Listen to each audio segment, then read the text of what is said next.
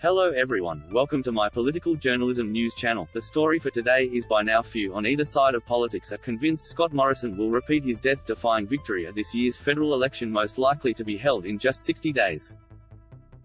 All hope of something turning up to reverse their fortunes is evaporating for coalition MPs and senators. The latest news poll is merely confirmation of the feedback they are getting in their electorates, best summed up by the comment, "Morrison's lost the mob."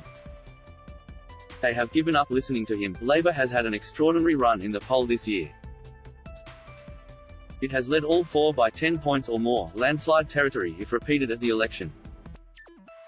Of course, borrowing from Italian opera, it's not over until the fat lady sings, or more pertinently, till the last vote is cast.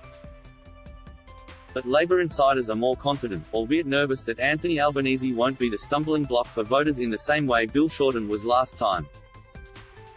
The findings of Newspoll are very encouraging for Labour in this regard. In February 2021, Morrison led Albanese as preferred PM by 35 points.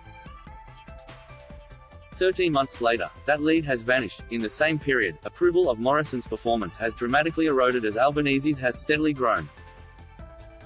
Here there has been a 55-point turnaround, with the Prime Minister now 14 points in negative territory, and the Labour leader in the positive by 2 points. Albanese believes voters are far more cynical of his opponents this time around. The revamped, lean and hungry Albo, as he was portrayed in the 60 Minutes profile on Sunday night, said voters know what Scott Morrison is, they'll be more skeptical. Indeed, the producers of Nine's flagship current affairs show used a telling graphic at the beginning of Karl Stefanovic's report.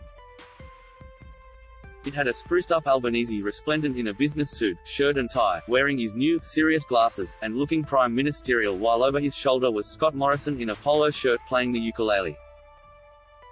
Albanese, like his campaign advisors, believes the photo ops, the hair shampooing, the mopping and already cleaned basketball court are working against Morrison.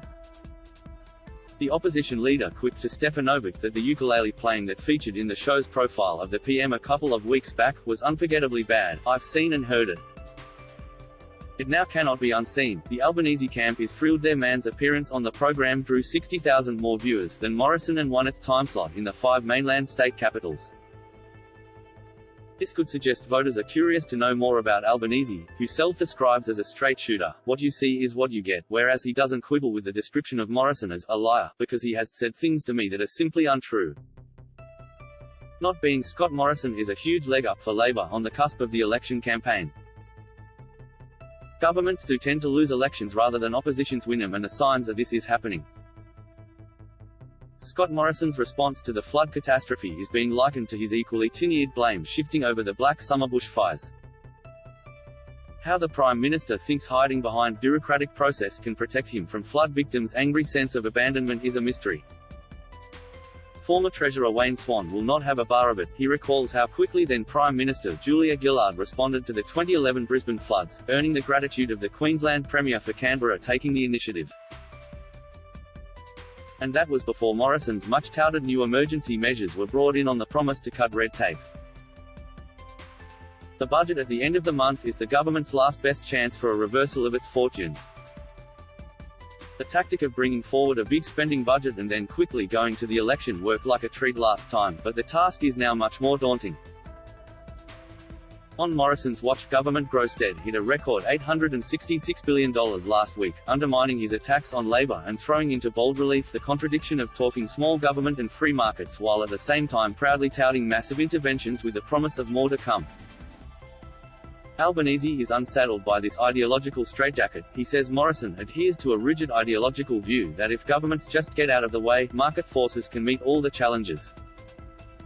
Voters have had 3 years to see what the Prime Minister means, and they are clearly unimpressed.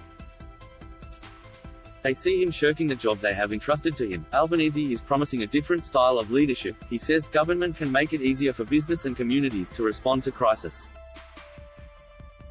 A real choice is galvanizing for voters. Paul Bongiorno AM is a veteran of the Canberra Press Gallery, with 40 years' experience covering Australian politics. That is all for today news. Thank you for watching to my channel. Please be sure to leave your comment and subscribe below for more news update.